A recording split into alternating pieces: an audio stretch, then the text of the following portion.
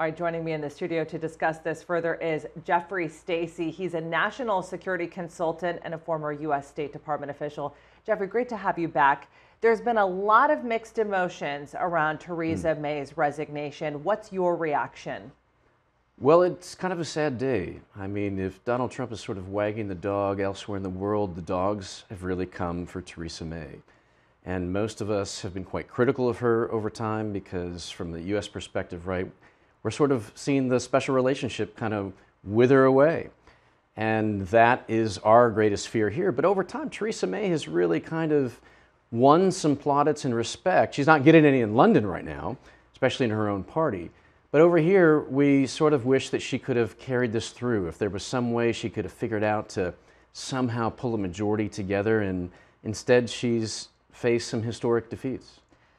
So, as a former State Department official, what is at stake for the United States? Is there an ideal outcome here with this transition and ultimately the appointment of a new prime minister? There really is, and it's really not looking as good as it was. Well, May herself was officially, in office. She'll be a caretaker for a while, but the bottom line U.S. national interest is that the U.K. stays in the European Union. They'll stay in NATO, but we need them to stay in the European Union as well. In essence, our interests are not too dissimilar from theirs, and they're not really perceiving theirs, I'm afraid, especially the party of my old boss, Sir Edward Heath. He took the UK into the EU in the early 70s. I worked for him much later in his career. When we wrote his memoirs, I ghost-wrote the chapters on his negotiations with what the EU was at the time. And, he's rolling over in his grave. It's really a sad day for Britain. It's a sad day for us. But the danger is if someone like Boris Johnson comes in now, the markets will go berserk. He may even say, let's just crash out, in which case everything is sunk. The special relationship goes poof.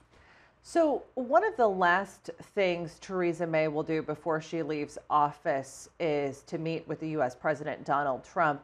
What will that conversation be like? It's going to be remarkable. I mean, you've got the two giant symbols of self-inflicted wounds, the two most important countries in the Western Alliance, with Russia's help. The UK has been a little later than we have in addressing the degree to which Russia decisively intervened in the Brexit vote. That is becoming more apparent here. It eventually will become apparent there. Historians will write about all of this.